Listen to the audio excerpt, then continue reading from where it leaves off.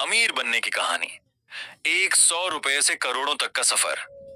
एक छोटे से गांव में रोहित नाम का एक गरीब लड़का रहता था। उसके पिता दिहाड़ी मजदूर थे और घर की हालत इतनी खराब थी कि कई बार 2 वक्त का खाना भी मुश्किल से मिलता था।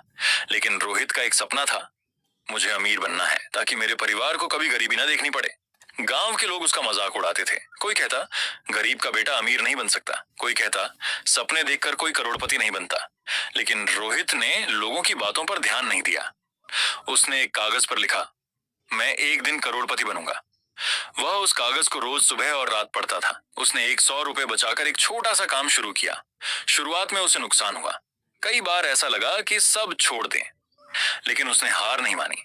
उसने अपनी गलतियों से सीखा, नई चीजें सीखी, किताबें पढ़ी, सफल लोगों की बातें सुनी और हर दिन खुद को पहले से बेहतर बनाने की कोशिश की।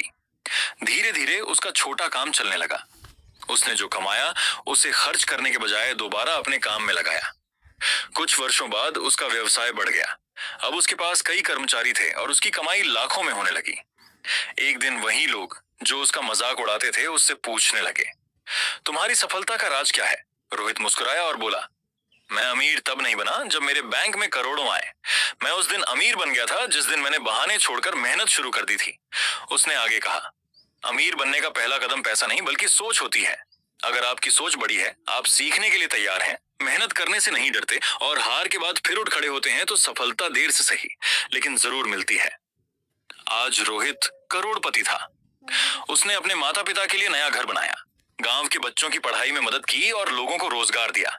उसकी सफलता केवल पैसे की नहीं थी बल्कि उसके संघर्ष, अनुशासन और लगातार मेहनत की जीत थी। कहानी की सीख, बड़ा सपना देखो, रोज कुछ नया सीखो, मेहनत और अनुशासन को अपनी आदत बनाओ, कमाई का कुछ हिस्सा बचाओ और सही जगह निवेश करो। असफलता से मत डरो, उससे सीखो, कभी हार मत मानो।